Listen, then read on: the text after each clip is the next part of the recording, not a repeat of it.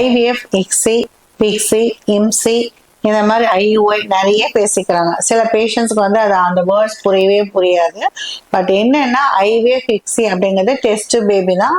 அதுல வந்து மற்ற எல்லாமே அடிஷனல் தான். இப்போ இன்ட்ராயூட்ரைன் இன்செமினேஷன்ங்கிறது அது ஓபிடியா பண்ற ப்ரொசீஜர்.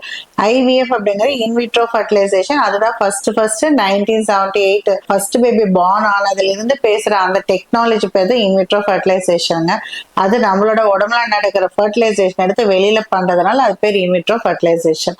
இக்ஸிங்கிறது அட்வான்ஸ்டா அதுக்கப்புறம் வந்தது, ஒரு 10 years டவுன் த லைன் அதுக்கப்புறம் வந்தது தான் இக்ஸின்னு சொல்றது.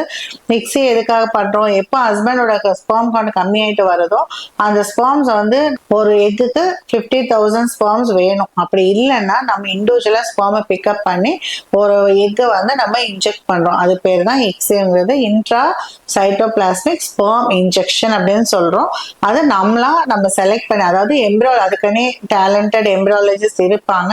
அவங்க ஸ்கில்டு எம்ப்ரியாலஜிஸ்ட் அவங்க அந்த எம்ப்ரியோ அதாவது ஸ்பெர்மை வந்து கரெக்டா சூஸ் பண்ணி அதை வந்து இன்ஜெக்ட் பண்ணணும். ஸோ அதுக்கப்புறம் ஃபர்டிலைசேஷன் நடக்கும்.